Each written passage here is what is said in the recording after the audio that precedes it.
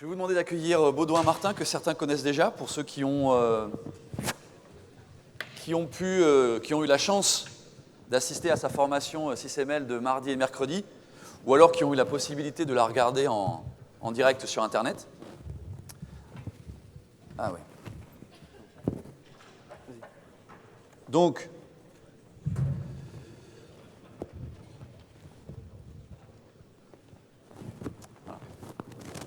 c'est quoi ça? Alors, hier, on s'est tous rendu compte que, pour être franc avec vous, que le SysML, évidemment, c'est un sujet tendu en ce moment, pour être politiquement pas correct.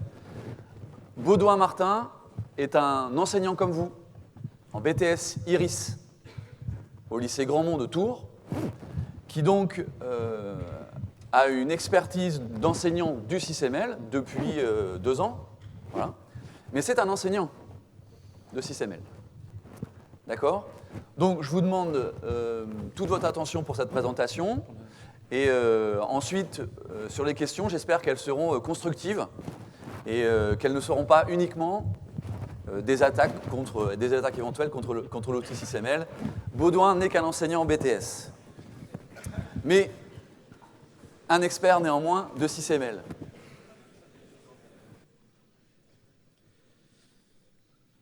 Bonjour à tous. Ouais. Alors c'est vrai que moi je n'évolue pas dans le monde des prépas, donc automatiquement il y a un petit écart. Hein. Moi je suis dans le secondaire, je travaille en BTS, je vais en parler.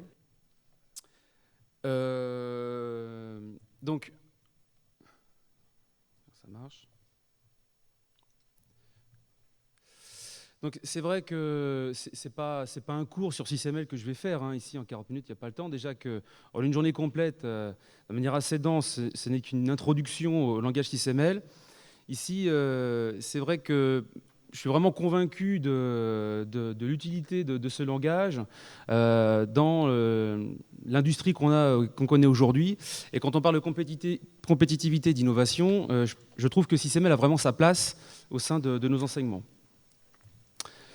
Donc vraiment, j'espère expliquer et convaincre en tout cas, ou moins faire peur à ceux qui entendent le mot SysML mais qui n'ont pas encore, on va dire, cheminé à l'intérieur de ce langage, pour comprendre pourquoi il a vraiment sa place, je pense, en CPGE, enfin en tout cas dans toutes les filières type STI2D, et peut-être plus particulièrement en CPGE.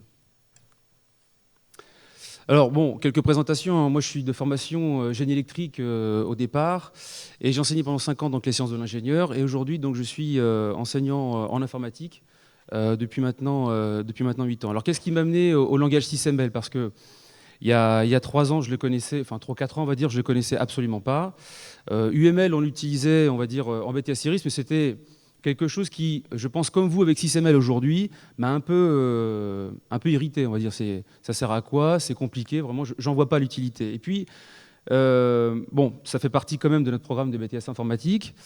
Et c'est vrai qu'entre collègues en BTS Iris qui sont en grande partie issus de l'électronique, il y a des interprétations du langage UML qui sont différentes. Et donc, quand on est en projet avec ça, on est amené à évoquer des choses, des points différents auprès des élèves. Donc on est incohérent en face d'eux. Ça m'a gêné, évidemment. Donc à un moment donné, j'ai décidé de cheminer à travers ce langage-là. Et donc c'était parti pour une série de lectures de livres sur l'UML. Et il y a quelque chose qui m'a accroché dans le sens où c'était intéressant. C'est-à-dire que moi, face à mes étudiants, j'avais enfin quelque chose qui me permettait d'être cohérent avec eux et de poser quelque chose de manière carrée. Intrinsèquement, l'informatique, c'est quelque chose de complexe. Il y a plein de briques logicielles qui interagissent entre elles. Et on a besoin d'un outil de description pour pouvoir s'expliquer, se comprendre. L'expérience montre, alors pour le coup UML, je le vis réellement, l'expérience montre que si j'échange avec un étudiant, alors j'officie en BTS mais aussi en école d'ingénieur, systématiquement, si on reste sur du langage et de l'échange, et la théorie du chaos, c'est-à-dire que moi je lui indiquais de partir à gauche, il est parti à droite.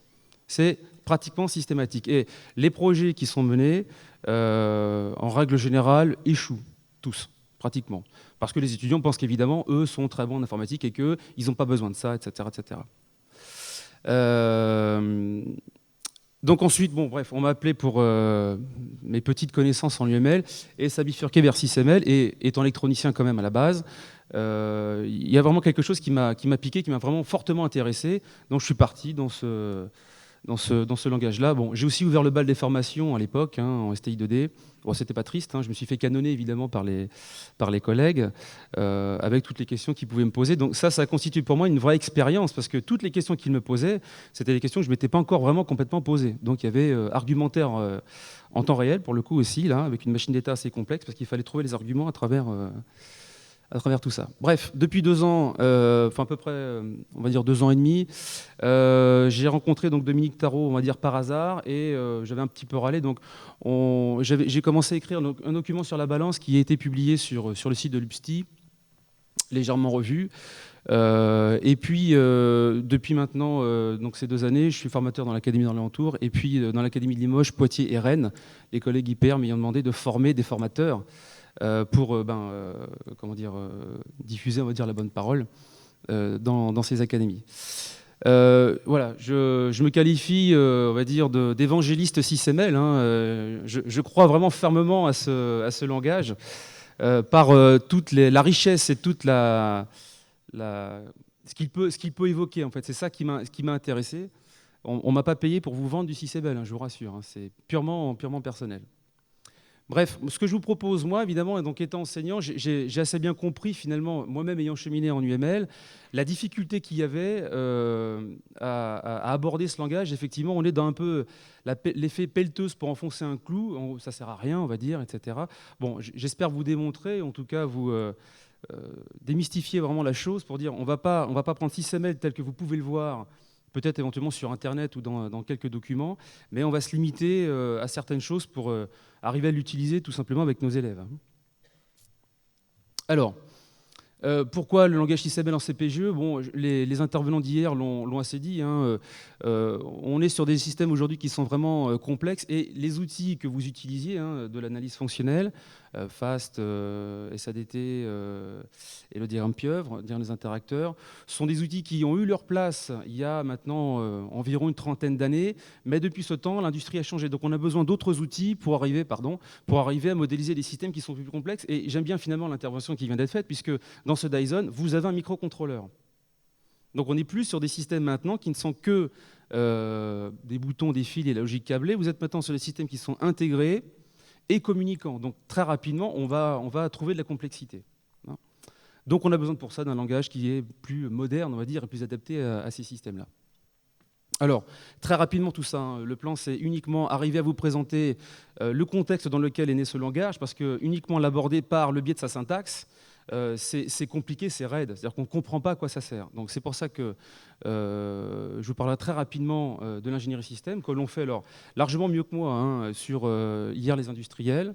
Je crois que c'était assez parlant. Et puis je vais simplement évoquer, puisque vous tous ici, vous êtes a priori néophytes ou presque dans ce langage, les différents éléments, comment dire, du langage à travers quelques groupes de diagrammes, et puis on parlera un peu des anciens outils que vous utilisez actuellement, et tenter de faire une transition entre les deux. Tout n'est pas acheté, hein, on peut réutiliser, on va dire, les concepts avant tout dans le langage SysML.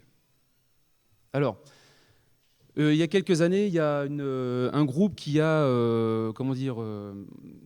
évalué, regardé la réussite de projets, alors, qui étaient ici sur des systèmes d'information plus particulièrement, et eux vendent du conseil en fait sur des projets qui sont plutôt complexes pour garantir, enfin en tout cas améliorer la réussite de ce projet. Et en établissant ces statistiques, ils ont vu que les projets en règle générale étaient systématiquement dans un dépassement de coût, délai, voire échouaient. Et là, sur ce petit graphique-là, on est sur seulement 16% des projets qui sont terminés en respectant les coûts, les délais et aussi les objectifs qui étaient fixés au départ, ce qui fait peu.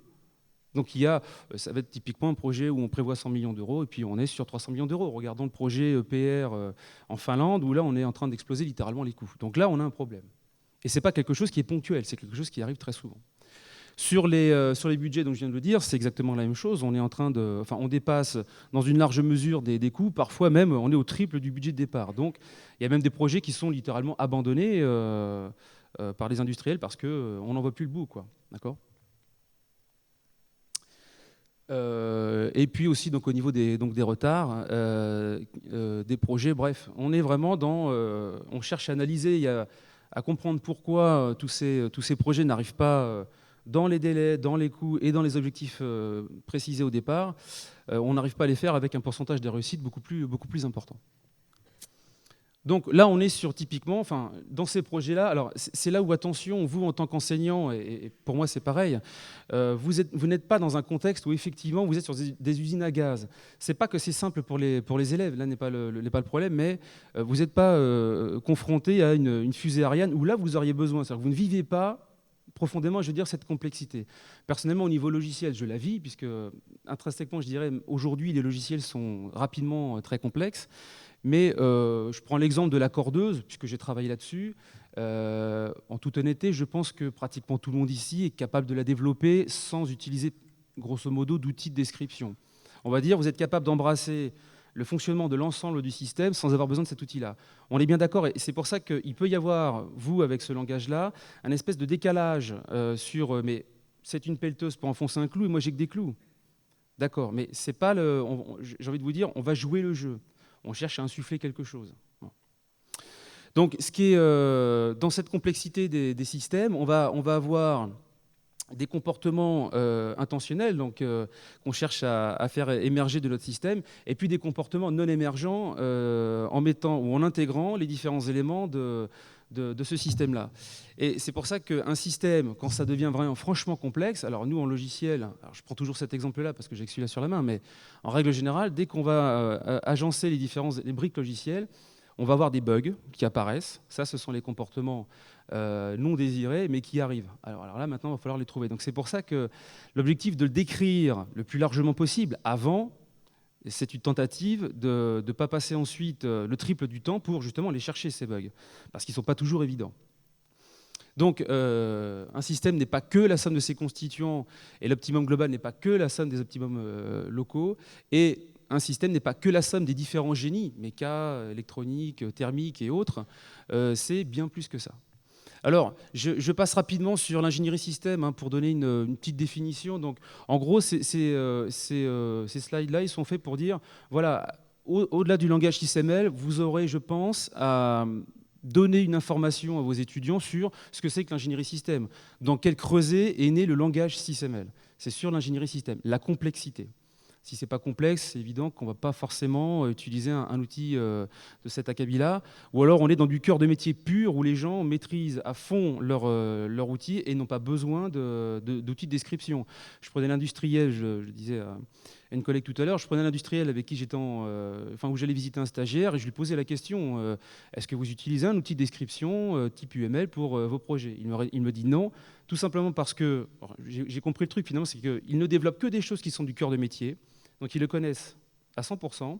Et le 2, c'est que toutes les ressources sont locales, c'est-à-dire qu'ils ne délèguent rien à l'extérieur. Ils sont 20, la ressource, s'il a besoin, elle est dans le bureau d'à côté.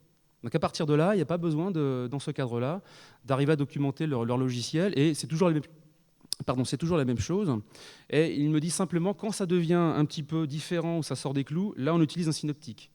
Mais parce qu'il reste aussi sur des applications qui sont globalement modestes, quoi. Donc voilà, ici j'ai rempli, on va dire, quelques slides qui sont à relire finalement, je ne vais pas vous détailler ça, mais dans l'ingénierie système, c'est ce qu'évoquaient hier les industriels, il y a notamment une norme qui s'appelle l'ISO 15288 qui décrit en fait l'ensemble des processus. Alors je ne sais pas si dans ce que disaient les industriels hier, vous voyez bien ce que c'est, mais l'ensemble des processus, c'est toutes les, on va dire, les recettes appliquées à différents stades du cycle de vie du produit. Et notamment, vous avez tout ce qui est tous les processus liés à la conception, tous les processus liés à la réalisation des constituants, l'intégration, l'exploitation et enfin un recyclage du système. Bon, là, si vous voulez avoir des mots de tête, il n'y a pas de souci. Vous prenez l'ensemble de la norme. Voilà, ça, c'est uniquement pour dire que c'est quelque chose qui est mondial, qui est normé et qui existe. Bon. Donc, c'est dans ce contexte-là que le langage SysML, et alors ça je passe aussi, que le langage SysML est né, et le langage SysML n'est qu'un support, un outil de l'ingénierie système. Il y a des industriels qui effectivement ne l'utiliseront pas. Bon, c'est une question de choix. Il y a comme ça ils ne l'ont pas encore vu, ils ne l'ont pas encore évalué, ils ne savent pas bien quelle en est l'utilité. Donc, SysML, c'est quelque chose qui doit se vivre. Je pense que les collègues avec qui il y a eu les formations mardi, mercredi, et même les collègues que je vois dans les académies. En règle générale, il faut du temps. Donc c'est ce que j'ai envie de vous dire. Il faut vous laisser vraiment plusieurs mois, voire plusieurs années, le temps qu'il y ait des représentations qui se fassent. Parce que si on parle de SysML, bon, on peut en parler longtemps. À un moment donné, il va falloir vous-même produire vos propres diagrammes. C'est là que les questions intéressantes, elles vont venir, et que l'apprentissage se fait aussi. Donc, le SysML, c'est l'outil support de l'ingénierie système, et vous avez 4 piliers, on va dire, dans le langage SysML, qui sont donc les exigences. Donc tout est, on va dire, on va retrouver une bonne partie du cahier des charges ou les spécifications dans ce diagramme-là, une partie structurelle, une partie comportementale, et puis un diagramme paramétrique qui va nous permettre ici de décrire les différentes lois mathématiques reliant des paramètres, mais aussi avec l'outil informatique, d'arriver à simuler tout ou partie du système. Bon, ça, on en reparlera. Ça, c'est une diapo que j'avais trouvée. C'est vraiment l'idée, elle est là. Hein. C'est le langage SysML, c'est vraiment un langage. Ça ne reste qu'un langage. Ça n'est en aucun cas une méthode. Si vous voulez une méthode pour vous guider, c'est la norme ISO 15288. Évidemment, à notre niveau, on reste très modeste. C'est évident. Si vous prenez des ressources SysML sur Internet, vous allez avoir peur. Même le livre de Pascal Roch, qui constitue plutôt une bonne référence, il va déjà beaucoup trop loin pour ce dont vous avez besoin, bien évidemment. Donc il y a des pages à enlever. Hein.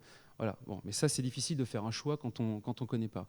Donc c'est vraiment un langage qui permet, et là le mot il est écrit, de documenter. Il y a l'effet documentation dans le langage SysML et qui va surtout aider à la non-ambiguïté, tant que faire se peut, et aussi favoriser cette communication.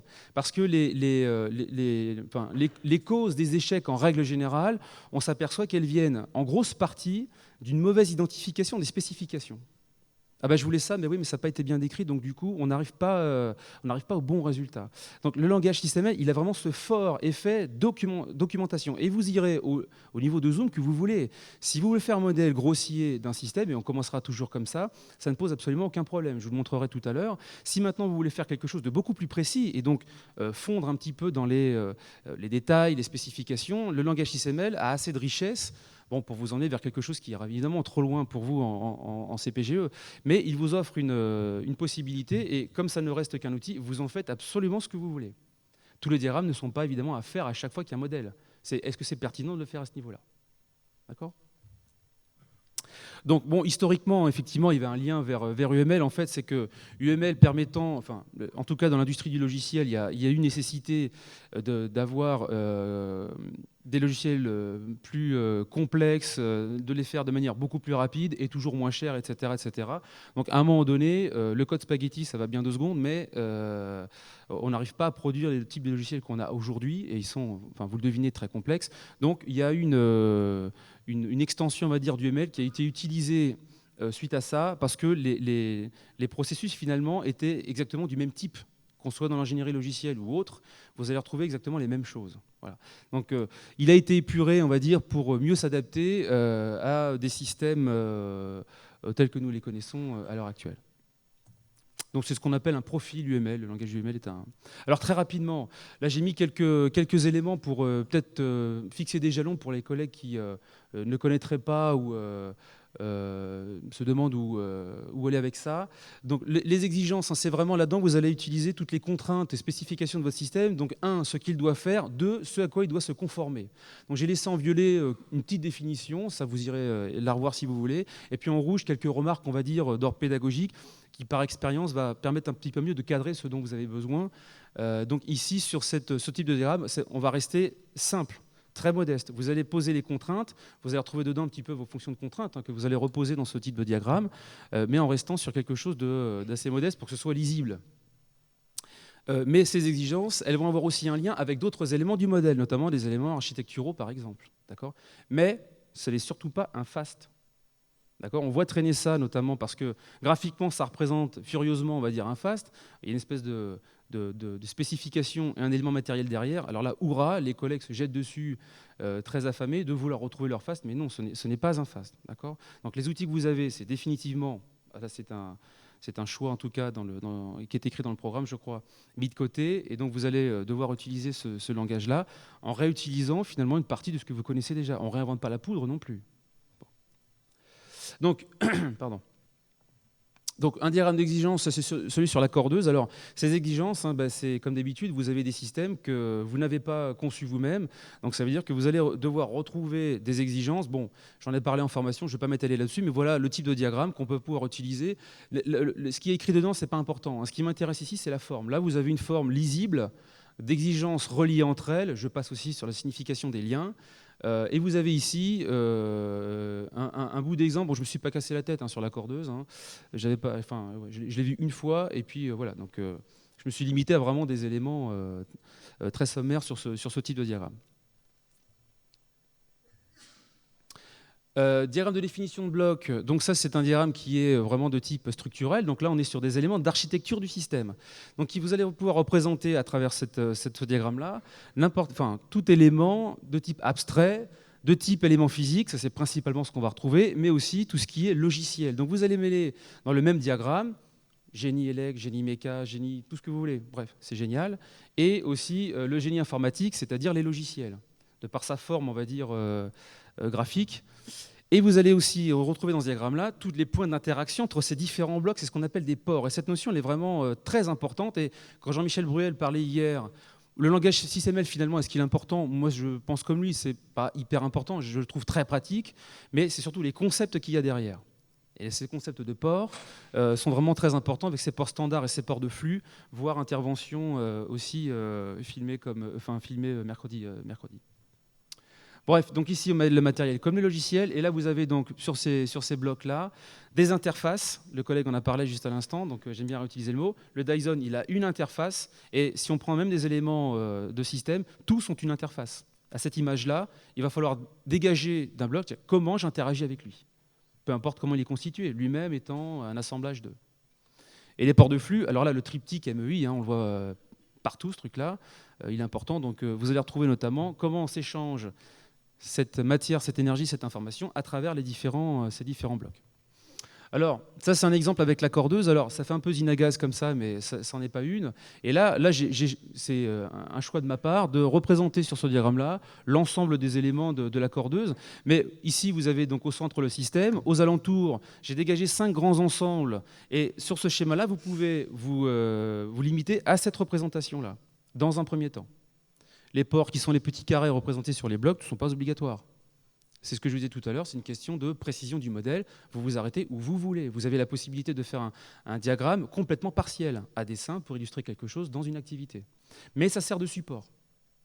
Et dans un deuxième temps, vous allez pouvoir préciser de quoi sont eux-mêmes faits finalement ces sous-systèmes en aménageant un diagramme de blocs plus conséquent. Vous pouvez représenter, le gros carré violet en haut à droite, là, c'est le système de tension, ce qu'on appelle le tensionneur. Étant un sous-système à part entière, vous pouvez faire un diagramme de bloc de ce système-là. Le nombre de schémas que vous allez utiliser, de diagrammes que vous allez utiliser, il dépend uniquement de ce dont vous avez besoin. Voilà. Alors, sans oublier le logiciel qui est en bas à droite, que j'ai collé sur la partie traitement, là, puisque vous avez un microcontrôleur à l'intérieur. Donc là, j'ai représenté tous les éléments génie élect, génie méca et génie logiciel sur ce même diagramme. Je passe sur les liens. Ici, c'est en gros qui est composé de quoi. Vous irez voir aussi sur les... Donc là, on a quelque chose qui est complètement utilisable par les élèves. Il n'y a pas de... En leur donnant les clés de lecture, évidemment, il n'y a pas beaucoup de difficultés à ce niveau-là. À partir de là, vous allez pouvoir créer donc, un diagramme de blocs interne. C'est-à-dire que là, on a représenté, on va dire, la hiérarchie des blocs, mais vous allez pouvoir maintenant représenter et connecter à travers ces ports les différents éléments constituant un sous-système type tensionneur, par exemple. Alors moi, je passe rapidement parce que je voudrais garder du temps pour les questions, en fait. Donc ces ports de flux et ces ports standards, là, j'ai représenté dans ce diagramme-là un élément qui est donc... Ici, donc, vous avez donc le cadre qui ici constitue le système. Dedans, j'ai mes 5 grands ensembles qui étaient là tout à l'heure. Vous pouvez vous limiter à ce niveau-là. Donc là, on a la partie commande, de manière très générale, cette fameuse carte. Vous avez le tensionneur ici. Là, j'ai placé le berceau. Ici, vous avez le pupitre. Et là, vous avez l'alimentation. Dans un premier temps, vous ne pouvez ne présenter que ça. Et dans un deuxième temps, alors moi, j'ai choisi de faire un diagramme de bloc interne dans un diagramme de bloc interne, c'est-à-dire représenter... Bon, ici, à dessin, je suis de génie électrique, donc je ne me suis pas embarqué dans le tensionneur, mais j'aurais pu aussi. J'ai représenté ici la partie commande, qui est un microcontrôleur, et puis ici, le pont H pour l'interface de puissance. Ça va être évidemment dans un temps plus reculé, peut-être en deuxième année, je ne sais pas, ou en fin de première année, à partir du moment où vous avez des élèves qui, au départ, n'ont pas vraiment de culture technologique. Bon, il faut amener ça avec tact, bien sûr. Donc là, on voit apparaître ces fameux points d'interaction. C'est ça qui est intéressant, c'est qu'un système est dans un environnement. Et comment il échange dans cet environnement? Ici, vous avez ces ports qui vont le montrer. Ce système et d'ailleurs tous les sous-systèmes qui le composent. Alors le diagramme paramétrique, donc, des dernières informations que j'ai, vous avez le langage XML de présent dans le programme, c'est-à-dire que vous n'avez pas de limitation au niveau des diagrammes que vous allez utiliser. Il y a eu un moment où certains diagrammes n'étaient pas présents, maintenant ils y sont tous, et notamment le diagramme paramétrique. Alors lui, vous allez pouvoir ajouter dans ce diagramme de blocs structurels des blocs de contraintes exprimant la relation qu'il y a entre des paramètres.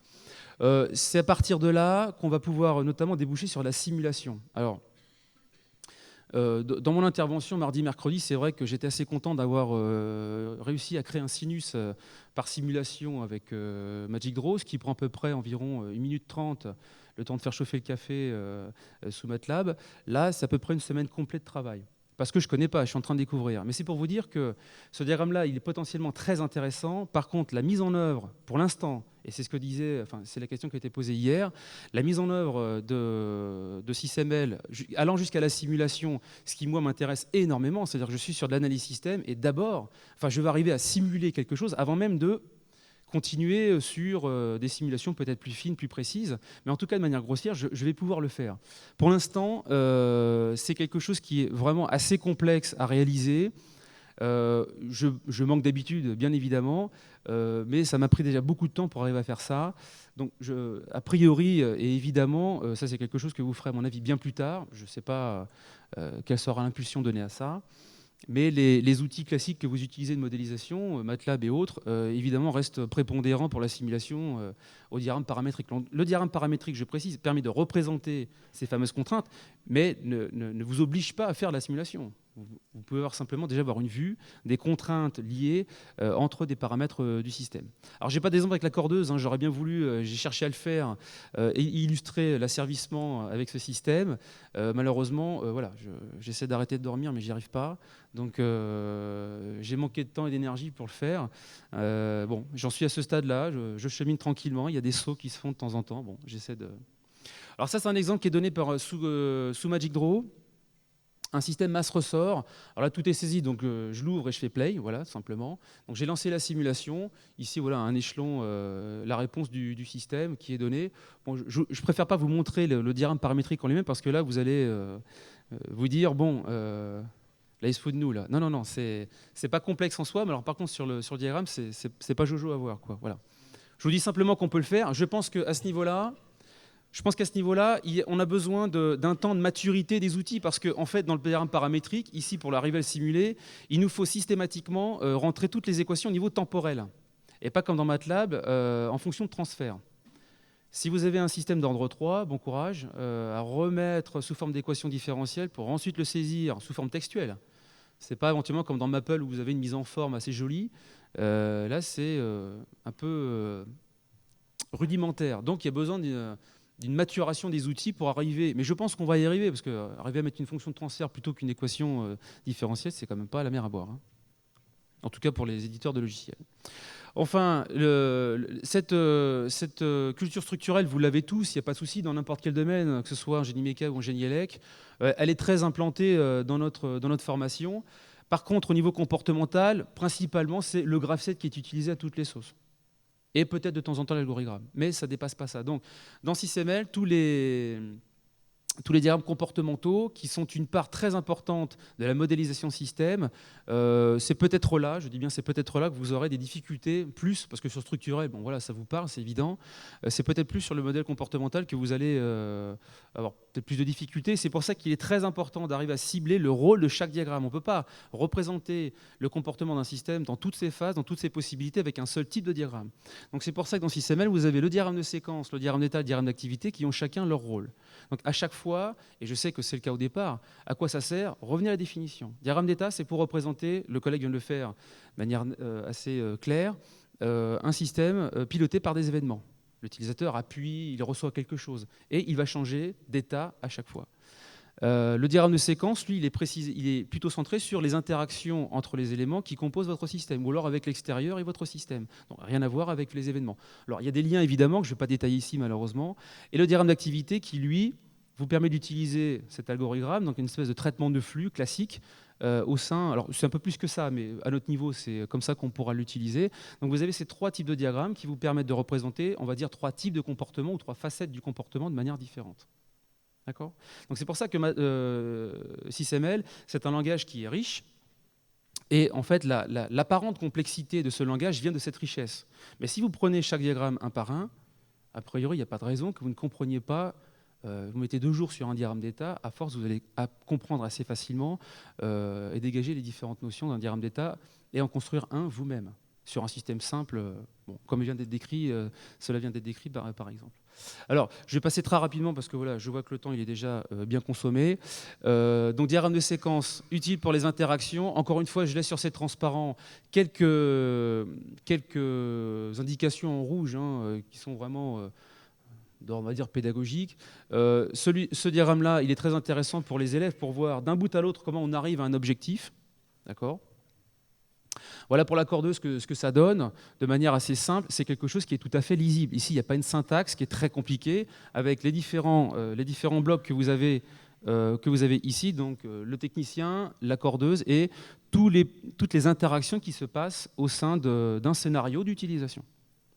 Je vous laisse aller voir le modèle qui a été produit. Mais attention, ça n'est absolument pas un algorithme. Il y a le diagramme d'activité pour ça. Les confusions, elles vont se faire, ça c'est normal, mais laissez-vous du temps encore une fois. Le diagramme d'état, donc le collègue vient d'en parler, donc c'est quelque chose qui est plus facile à introduire, est centré sur vraiment les événements. C'est, je veux dire, tout simplement entre guillemets, une machine à état fini. C'est quelque chose qui existe depuis très longtemps, qui est théorisé, etc. Cette machine d'état, elle est en général couplée à un bloc, voir le diagramme de bloc de tout à l'heure. Donc on va décrire le comportement d'un bloc par le biais de cette machine d'état, mais ça veut dire qu'il se limite justement à un seul bloc. Donc vous n'avez pas de vision globale du système avec ça. Donc ça veut dire que vous allez devoir très certainement produire, si nécessaire, encore une fois, il n'y a pas une nécessité d'exhaustivité dans ce que vous allez faire, vous allez devoir produire plusieurs diagrammes d'état, des différents éléments, soit du système lui-même, soit d'un sous-système si nécessaire. Alors, description moins naturelle, ça c'est une perception que j'ai. C'est assez intuitif, entre guillemets, mais quand je vous dis ça, je ne donne pas de méthode pour le faire. Donc, repérer, on va dire, les événements pour arriver à utiliser ce diagramme-là. Et il faut bien faire la distinction entre le diagramme d'état et l'algorithme. Je reviendrai là-dessus juste après. Alors moi, ce que je propose notamment dans ce diagramme d'état, évidemment, il va pouvoir décrire les différents modes de fonctionnement d'un logiciel. C'est ce que vient de faire le collègue à l'instant. Mais aussi, vous allez pouvoir représenter différents modes de fonctionnement de votre système. Exemple, un mode normal, un mode dégradé, un mode d'urgence, et quels sont les événements qui vous emmènent dans ces différents états. Ça reste quelque chose de tout à fait accessible. Alors, qu'est-ce qu'un état ? J'ai simplement mis ici une petite définition qui est tirée d'un livre, UML2, parce qu'en général, quand on parle de diagramme d'état, c'est d'abord, mais c'est quoi un état ? D'accord ? Bref, c'est une période d'un objet, d'un bloc, où il est en attente d'un événement, où il est en train d'accomplir une activité. Je vais en parler juste à l'instant. Donc il y a un lien entre ces diagrammes. Et voilà donc le diagramme d'état que j'ai utilisé donc, tout simplement en étant devant la cordeuse, en la mettant en fonctionnement, et j'ai réécrit les événements, appuyé sur un bouton, fin de course, pour représenter la machine d'état qui permet de simuler le fonctionnement, de représenter le fonctionnement de cette machine, avec à chaque fois une utilisation des événements pour représenter cette machine d'état. Elle est peut-être perfectible, je ne sais pas, je n'ai pas tout essayé, je suis venu une journée à Paris et puis voilà, je suis reparti, donc je n'ai pas ce système-là, mais voilà ce que j'en ai dégagé. Et c'est quelque chose qui reste tout à fait visible pour les élèves. Il n'y a pas de difficulté non plus particulière à l'utiliser. Diagramme d'activité, je vais très rapidement. En gros, c'est vraiment l'algorithme, mais attention, ces deux diagrammes-là se ressemblent beaucoup au niveau graphique, mais n'ont rien à voir entre eux. C'est-à-dire que le diagramme d'état, il y a des événements. Diagramme d'activité, vous avez un ensemble de tâches qui s'exécutent avec des bifurcations, on va dire. Donc on est sur des tâches et non pas des états, même si graphiquement ça se ressemble. Donc la machine d'état piloté par les événements. 2, le diagramme d'activité, c'est un diagramme qui représente vraiment un processus au sens large. D'ailleurs, il permet d'écrire les processus dont je parlais tout à l'heure avec la norme ISO 15288, mais nous, on se limitera simplement au simple algorithme. Alors sur la cordeuse, je l'ai fait. Alors je l'ai su lundi, donc j'ai fait rapidement et en brouillon. J'ai décrit un processus par un diagramme d'activité. Alors vous voyez que ça ressemble un petit peu sur les carrés. Un processus qui permet d'indiquer comment on va utiliser cette cordeuse. Voilà. Et vous voyez ici qu'on peut représenter notamment, et c'est aussi une grande différence avec le diagramme d'état, le fait que ce processus n'est pas forcément supporté que par un bloc. Pour une machine d'état, c'est la description du comportement d'un bloc. Pour un diagramme d'activité, le processus, en tout cas les différentes tâches qui le composent, les différentes actions, sont réalisées par, là j'ai dégagé le technicien et la cordeuse, mais il pourrait y avoir 3 ou 4 autres éléments avec des liens entre eux. Un processus n'est pas détenu par simplement un bloc. Alors voilà ce qu'on trouve aussi, c'est que si on ne fait pas gaffe à cette différence entre diagramme d'activité et diagramme d'état, on va se retrouver avec des erreurs, notamment sur un sujet de bac, sujet 0, sur le barrage du Couesnon, là, du Mont-Saint-Michel, où 2 diagrammes sont présentés comme des diagrammes d'état, et si vous regardez bien, il n'y a pas un seul événement associé à la transition. En fait, c'est ce que j'ai dit aux collègues, mais bon, ça a été publié quand même. Tout ça, ce sont 2 algorithmes, ou 2 diagrammes d'activité. Donc les notions sont vraiment différentes. Donc maintenant, alors au départ il n'y était pas, mais bon maintenant il y est. Alors ici j'ai représenté, et c'est ce que finalement ça traduit bien ce qui vient d'être fait par le collègue. Vous avez une machine d'état, et ça c'est vraiment les modes de fonctionnement de votre système, comme ça vient d'être fait. Et dans le diapo qui était présenté, on dit voilà, quand il est dans ce mode-là, il fait ceci, il fait ceci, il fait ceci. Et là vous allez pouvoir le représenter par notamment un diagramme d'activité. Donc le modèle comportemental, il va se retrouver comme ça sous forme un petit peu de poupée russe, avec une machine d'état et un diagramme d'activité ou 2 diagrammes d'activité, voire la description d'un état par une autre machine d'état. Donc on morcelle, on éclate, on va dire, le comportement. Et je vous prie de ne pas faire des diagrammes d'état comme parfois on peut voir, des usines à gaz réellement, où le collègue a certainement sué pendant à peu près 15 jours sur cette description dont on ne tire pas grand-chose, parce que l'objectif, c'est que ce soit clair. C'est une documentation, quelque chose qui doit être lisible. Donc voilà, ça c'est la proposition. Donc le diagramme d'état, repérez vos modes et les événements, et derrière, vous allez dire, voilà, qu'est-ce que je fais dans cet état-là? Là, il va y avoir un bout d'algorithme éventuellement à écrire et à décrire par un diagramme d'état. Alors l'analyse fonctionnelle, vous allez, toutes les notions que vous avez ne sont pas jetées à la poubelle, on va dire. On va tenter donc de faire un lien entre ce que vous connaissiez et ce qui existe déjà. Alors le diagramme de cas d'utilisation, je l'ai passé parce que voilà, il y a une question de temps, mais les fonctions de service, vous allez très certainement les retrouver dans votre diagramme de cas d'utilisation. Les fonctions de contrainte que vous aviez, donc vous allez très certainement les retrouver dans votre diagramme d'exigence, voire au départ. Les fonctions dites techniques, vous allez les retrouver, elles, dans un diagramme de bloc ou un diagramme de bloc interne, et un diagramme de bloc interne. Tout ce qui est comportemental grâce à cet algorithme, là c'est un peu plus compliqué, je dirais peut-être à faire le lien, mais vous allez utiliser une des visions précédentes, diagramme de séquence, diagramme d'état ou diagramme d'activité, selon les besoins du moment. Mais attention, et ça c'est un document qui a été publié notamment sur le document d'accompagnement du bac ASTI 2D, le lien entre ce que vous connaissiez et ce qu'il y a maintenant, il n'est pas direct. Et il est plutôt malheureux parce que vous allez tenter évidemment de vous raccrocher absolument à ce que vous connaissiez pour les retranscrire tel quel dans les diagrammes 6ML, utiliser ce que vous connaissez qui a eu sa place pour, on va dire, migrer vers un nouvel outil de description. Et vous allez voir que les notions que vous connaissiez, vous allez pouvoir les réinvestir. C'est pour ça que Jean-Michel Bruel disait hier, voilà, ce sont les concepts qui sont intéressants et qui sont à retenir. Bref. Chaîne d'action, enfin chaîne d'information, chaîne d'énergie, je vais arrêter bientôt. Si on veut laisser la place à quelques questions. J'aurais pris finalement les 40 minutes. Ouais. Chaîne d'action, chaîne d'énergie, bon, c'est quelque chose qui fait partie encore du programme, il y a eu quelques mails d'échanger là-dessus. Ça reste, je pense, utile en début de formation, parce que c'est vrai que 6ML au départ, ça peut être un peu violent, mais très rapidement, on ne va pas pouvoir toujours décrire nos systèmes simplement avec ça, surtout s'ils sont communicants par exemple. Parce qu'il va manquer tout le côté comportemental, donc on pourra remplacer ça par diagramme de bloc et diagramme de bloc interne. Bon, je passe sur les modalités d'utilisation, on va dire, de 6ML. Je vous renvoie vers le TP sur la cordeuse que j'ai écrit, qui a été publié sur le site de l'UPSTI. Et je vous laisserai regarder le reste de la présentation qui est quasiment terminée. Je vais laisser la place finalement aux questions. Merci Baudouin, merci beaucoup. Alors, pour expliquer un peu aussi tout ce que tu fais pour les collègues, et tout ça bénévolement. Je vais rappeler un peu tous les groupes de travail auxquels tu participes, et puis ce que tu as mis en place au niveau de l'UPSTIP sur le SysML. Donc, on a eu 2 formations, tu as fait 2 formations mardi et mercredi de SysML, dont une qui a été filmée en retransmission directe et qui est archivée, donc qui sera disponible dès lundi sur le site de l'UPSTIP. Une formation de 8 heures sur l'ensemble des diagrammes SysML. Alors même si 8 heures, ce n'est pas suffisant, encore au moins 30 minutes, mais si 8 heures, ce n'est pas suffisant, c'est déjà une base pour les collègues. Deuxième chose, tu participes à un groupe de travail qu'a mis en place Kevin Toraval, un de nos collègues, sur le développement des diagrammes SysML sur les systèmes de nos laboratoires. On a vu déjà un exemple sur celui de la cordeuse, mais il y a d'autres systèmes qui sont en train d'être développés par ce groupe de travail. Et évidemment, si certains d'entre vous sont volontaires pour nous aider et pour t'aider à développer ces diagrammes SysML, vous êtes évidemment les bienvenus. Pour cela, il suffit donc de contacter Kevin Toraval, qui vous fera participer à ce groupe de travail. Voilà. Alors maintenant, on peut laisser la place à quelques questions. Allons-y. François. On commence toujours par François, les questions. Ce matin.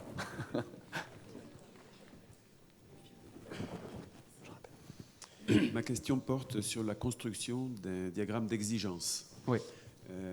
On entend dire que le diagramme des interacteurs qu'on utilisait jusqu'à présent n'est plus d'actualité. Oui. Pourtant, il me semble que la construction d'exigence ou la rédaction d'exigence ne peut se faire que par l'analyse des interactions. Et donc, ce graphe des interacteurs, à partir duquel on tirait les fonctions de service, me paraît quand même nécessaire. Alors c'est compliqué parce que l'ingénierie des exigences, c'est elle-même une ingénierie à part entière. Donc je vous invite à aller, j'ai pas noté de référence bibliographique ici, mais je vous invite à aller regarder un fascicule édité par la FIS sur l'ingénierie des exigences, qui est vraiment très intéressant. Il est très peu épais, je dirais. Il est assez accessible. Moi, à ce niveau-là, je n'ai pas d'expertise sur ces exigences. Et évidemment, sur le diagramme des interacteurs, on retrouve des éléments qu'on va pouvoir remettre dans les exigences. Donc c'est pour ça que le développement et la conduite des exigences, c'est déjà une ingénierie à part entière. Donc ça veut dire qu'il y a un processus, il y a une bonne manière de faire, je dirais, qui n'est pas développée là. Donc c'est pour ça que c'est compliqué dans un premier temps de ne faire que ça. Et c'est pour ça que vous n'avez pas besoin forcément de commencer et uniquement par un diagramme d'exigence. Quand vous avez un modèle à faire, à notre niveau en tout cas, vous vous plantez devant votre système. Si vous voulez, moi, la cordeuse, quand je l'ai fait avec les collègues, j'ai directement commencé par un diagramme de bloc, puisque j'ai le système face à moi. Donc c'est un diagramme, c'est un modèle d'implémentation. Je colle le modèle. Donc évidemment, ce qui mène aux différentes exigences, SysML n'est qu'un outil. SysML ne le dit pas. Voilà. Donc il y a des manières de faire qui sont en train d'être développées. Enfin, il y a un groupe qui est mené au niveau national. Il y a d'autres documents qui vont être publiés, qui seront, j'espère, après descendus dans les académies, qui notamment indiquent ça. C'est-à-dire dans la vraie vie, je dirais, on ne commence pas forcément que par les exigences. Il y a tout un travail aussi préparatoire avec. Alors là, tu parles du diagramme des interacteurs. Bon, on utilisera notamment les diagrammes SysML pour faire émerger ces exigences. Voilà. Une deuxième question qui porte sur le vocabulaire. Oui. Est-ce que le graphe d'état présenté par Sébastien Gergadier correspond exactement au diagramme d'état de SysML? Oui, exactement. Tout à fait. Ouais. C'est quelque chose que vous allez pouvoir mettre dans un modèle type SysML sans aucune difficulté. Là, malheureusement, j'ai pas le temps, mais je voulais vous montrer qu'on pouvait sous Magic Draw, par exemple, simuler ce diagramme d'état après. Gérard, une question devant. Gérard Colombari, Marseille. Bonjour. Bonjour. Donc moi, ce qui m'intéresse, c'est une question plus générale que le SysML. Donc nous, ce qu'on doit enseigner, c'est l'analyse des systèmes. D'accord? Et le SysML, tu l'as bien dit, c'est un outil pour faire ça. Moi, je voudrais savoir où on situe le cahier des charges à l'intérieur de toute cette description. Alors, le cahier des charges, vous allez retrouver en fait dans tous les diagrammes SysML d'une certaine manière. Les fonctions de contrainte ou ces spécifications qui sont données, elles sont dans les exigences. Non, mais je suis d'accord avec ça. J'ai bien compris où ça se situe. Mais le problème, c'est que le cahier des charges, c'est aussi un outil juridique qui permet d'installer le rapport entre deux entreprises. Donc, il faut bien qu'à un moment donné, on synthétise la partie qui est la définition de ce qu'on veut faire. Dans la plupart de nos sujets, par exemple, on cherche à valider le cahier des charges, c'est-à-dire à vérifier que la machine qu'on a créée fait bien ça. Donc, moi, je suis un peu surpris. Donc, je pense que le SysML s'intéresse à la partie post-cahier des charges. Et ça reprend le reste. Il va y avoir, alors moi je suis pas, c'est pareil, c'est compliqué, je suis pas un expert des cahiers des charges, etc. Mais c'est plutôt, alors on peut rester très grossier et le langage XML permettra de formaliser des choses à ce niveau-là. Et ces éléments, notamment diagramme de cas d'utilisation par exemple, peut être intégré dans un cahier des charges. C'est-à-dire qu'on ne travaille pas que sur un modèle XML. La partie cahier des charges rédigée contractuelle, elle reste encore valable. Oui, absolument. J'ai cherché des références. Il y a des références extrêmement récentes sur le fait que ce qui est normalisé en termes de juridique, c'est le cahier des charges. Je veux dire, il n'y a que ça. Ah oui, non, mais après, voilà, là, je peux pas répondre là-dessus. Voilà. C'est vrai que j'en sais rien. Ici, c'est vraiment éviter cette ambiguïté et favoriser une communication, en fait. Première question. Deuxième question. Donc, on voit bien que nous devons enseigner l'étude des systèmes. Et l'étude des systèmes, comme on l'a bien vu hier, s'applique parfaitement bien à des systèmes qui n'existent pas. D'accord. Et donc là, nous, on va prendre un système qui existe et on fait une ingénierie inverse. D'accord. Bon, c'est ça. cette activité n'existe pas, nulle part. Personne ne fait ça. D'accord. À part, est-ce que pédagogiquement, Je t'attends. À quel niveau tu veux dire dans l'industrie? industriellement. Ah si, ça se fait. Ah si, ça se fait, c'est sûr. La rétro-engineering, c'est quelque chose qui existe. Enfin, moi, je suis pas industriel, mais je veux dire, on m'a déjà interpellé là-dessus en disant attention, la rétro-engineering, ça existe. Autrement dit, le langage XML est là pour, naturellement, on a envie de dire la conception, mais la reconception de quelque chose se fait aussi. Donc voilà. La rétro-engineering, ça existe. C'est peut-être pas ce qui est le plus commun, mais ça existe. Voilà. Et la question, c'est est-ce que pédagogiquement, c'est vraiment intéressant pour nos élèves? Parce que jusqu'à maintenant, on avait des outils simples. On voyait bien qu'en cours, on avait beaucoup de difficultés à leur faire comprendre les concepts mêmes, puisqu'en fait, on fonctionne un peu à l'envers. Les sujets, c'est un peu factice, dirons-nous, les questions qui portent là-dessus. Donc là, on a un outil beaucoup plus complexe, beaucoup plus riche, et notre horaire n'a pas changé. Donc, est-ce que pédagogiquement, c'est bien qu'un élève commence l'étude des systèmes avec un outil de ce niveau de complexité? Alors attention, parce que voilà, SysML offre une richesse très importante, mais comme je le disais tout à l'heure, vous pouvez rester à un niveau de simplicité sans aucun problème. Un diagramme de bloc qui montre les différentes parties avec 4 ou 5 parties, je vous assurer que le retour d'expérience avec les élèves en ST2D, il ne se pose absolument aucune question à ce niveau-là. Donc évidemment, si on balance tout ça à un élève dès la première année, au bout de 2 mois, c'est la noyade. Et c'est pour ça que tout à l'heure, je précisais dans le diagramme de bloc qu'on peut rester au premier niveau, simplement au premier niveau. C'est vous qui choisissez le niveau de description que vous allez utiliser.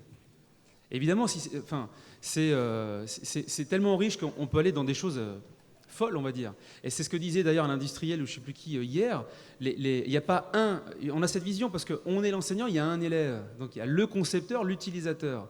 Mais on a en face, plutôt dans les industriels, des groupes de concepteurs avec des utilisateurs. Et là, on est après sur des systèmes avec l'outil informatique beaucoup plus complexes. Donc si vous voulez garder des sous-diagrammes, des morceaux de diagrammes, même partiels, vous n'avez aucune obligation. C'est un outil de représentation qui vous aidera à illustrer quelque chose. C'est tout. Donc oui, bien sûr, je vais répondre, oui, bien sûr, ça pose absolument aucun souci. Moi, je travaille avec un industriel sur un modèle de son système. J'ai commencé par un bloc et les différents éléments composant le bloc. C'est-à-dire, il y avait une télécommande, il y a le système et puis il y avait un bateau. Il y avait 3 éléments. Point, je me suis arrêté là, j'ai refait ensuite un autre diagramme de bloc pour autre chose. Il n'y a pas de... Est-ce qu'on a encore une question? Jean-Marc, en face. Voilà, premier rang. Oui, bonjour. Ma question est très simple, c'est sur le diagramme des cas d'utilisation. Oui. Tout à l'heure, tu as dit que c'était des fonctions, et on entend dire... Non. Enfin, c'est pas des fonctions, ce sont des états. Si j'ai dit fonction, c'est une erreur. Le diagramme d'activité, ce sont des actions, tâches, fonctions, si on veut. Voilà. Je change. Des cas d'utilisation. Sur le cas d'utilisation, tu as parlé de fonctions. Alors non plus, parce que j'ai dit simplement que je ne l'avais pas évoqué, celui-là. Ouais. D'accord. Le use case diagramme. On s'en mêle un peu les pinceaux qui s'émêlent, hein, ça je suis d'accord. Ouais. Il y a trop de diagrammes. Okay. Oh, c'est pas grave.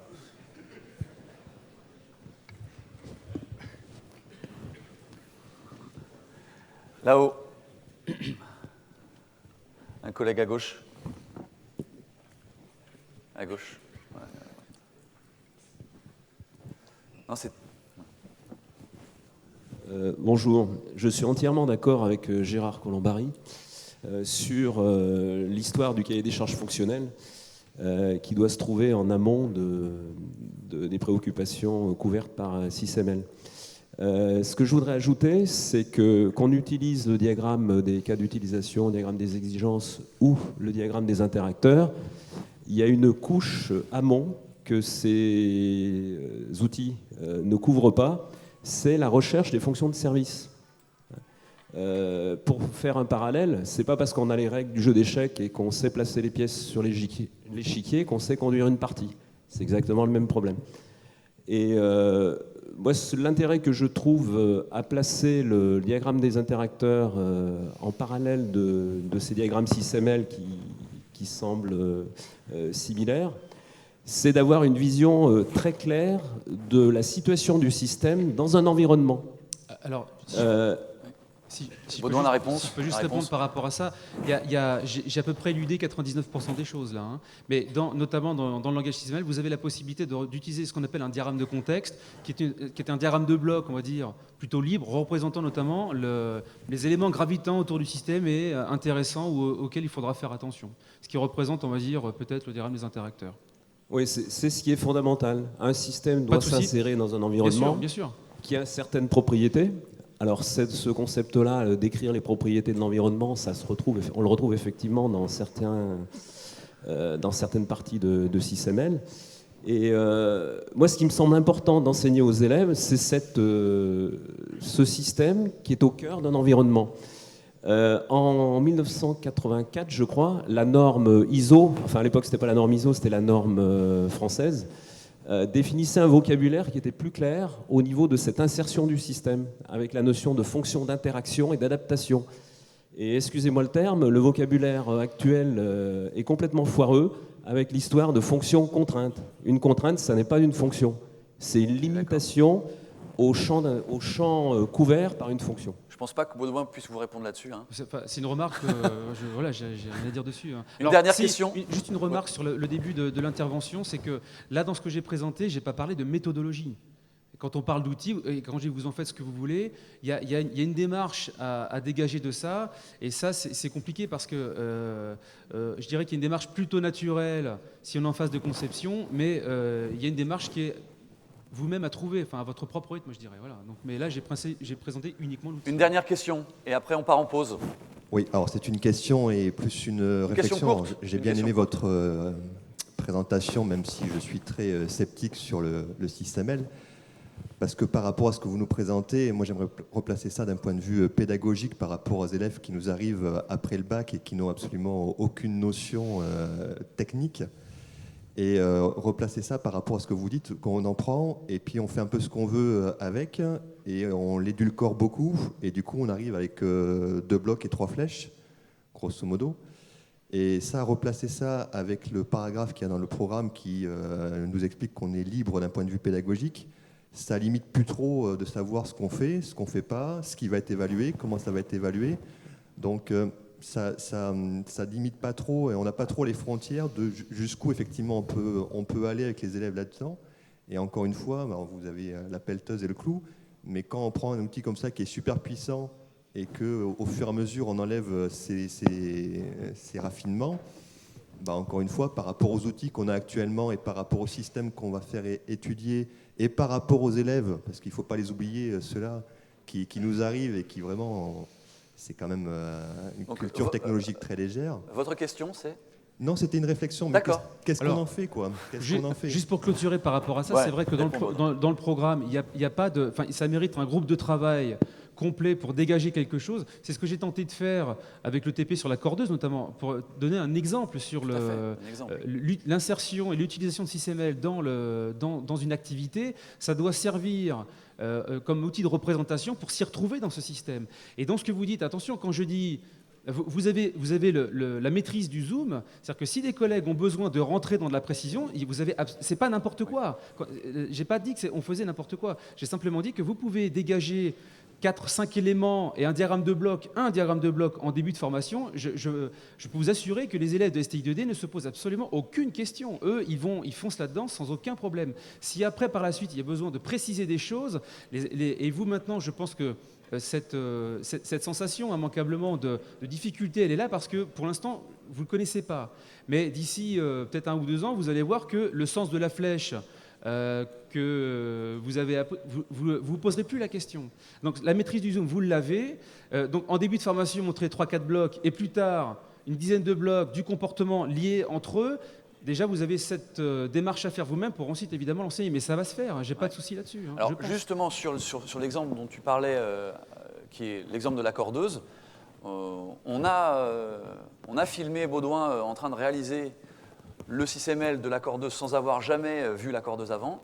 Cette vidéo, donc au lycée Chaptal, et donc en une journée, tu as développé en direct quasiment l'ensemble des diagrammes. Je crois. Ouais, Alors, une donc, journée parce que j'expliquais. Hein, bien sûr, en expliquant pédagogiquement. Donc cette vidéo, elle est en cours de montage, elle sera disponible aussi, on espère très rapidement, sur le site de l'UBSTIP. Pour vous donner des exemples, je pense que si on ne passe pas sur des exemples, personne n'arrivera jamais à faire de diagramme 6ML. Et juste pour conclure, c'est c'était la dernière diapositive. Ça, c'est issu d'un diaporama qui s'appelle Y6ML, qui a été édité par Linkozy, les dépositaires des spécifications 6ML, et qui montre que finalement un synoptique, même si vous avez des flèches et des boîtes, le manque de sémantique derrière fait que finalement de ça vous n'en retirez rien. Personnellement, c'est pareil. Moi, quand mes étudiants, je leur dis on utilise pour représenter des diagrammes UML, c'est parce que s'ils me présentent un diagramme dont je ne connais pas la notation et la signification, je perds complètement le fil de ce qu'il veut me montrer. Derrière, à côté, c'est une comparaison entre les deux types de diagrammes où là, vous avez une notation et une sémantique associées, donc quelque chose de lisible pour quelqu'un qui a les clés de lecture, alors qu'à côté, vous êtes dans une forme libre qui représente une idée que vous avez, mais alors après, pour les clés de lecture, c'est une autre paire de manches. C'est pour dire que 6ML est bien axé sur la communication et la documentation d'un système. Et tu as démarré ta présentation par le diagramme de bloc. Oui. Et effectivement, c'est ça. Il n'y a pas d'ordre spécialement. Oui, mais c'est vrai que pour un peu démarrer sur un système existant qu'on a devant nous, c'est vrai que la structure, démarrer par la structure, par le diagramme de bloc, c'est plus simple. Ouais. Bien. On part en pause. 10 minutes de pause. Merci Baudouin pour tout ce que pour cette présentation et tout ce que tu fais pour nous aider. Merci.